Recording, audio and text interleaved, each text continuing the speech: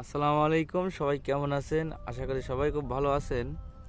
আজকে মরুভূমির ভিতরে কিছু গাছ দেখাবো আপনাদের, যে গাছগুলো আপনাদের হয়তো বা বাংলাদেশের লোকের আগে কখনো দেখেন নাই। এই আজকে প্রথমে দেখবেন। দেখেন এই গাছগুলা, এই যে দেখতে, এই যে পাতা, এই পাতাগুলো দেখতে কিন্তু খুবই সুন্দর। কিন্তু একটা জিনিস দেখায় আপনাদের, দেখেন এই পাতার ভিতরে কিন্তু পানি, প্রচুর পানি। দেখেন এই পাতার ভিতরে পানি, শুধু পানি। এই যে এই গাছগুলা উট খায়, উটের খুবই পছন্দের একটি গাছ। এই যে পানি, দেখেন এত পরিমাণের পানি পাতার ভিতরে, দেখছেন পানি। তো এই গাছটা হচ্ছে উটের অনেক পছন্দের একটি খাবার।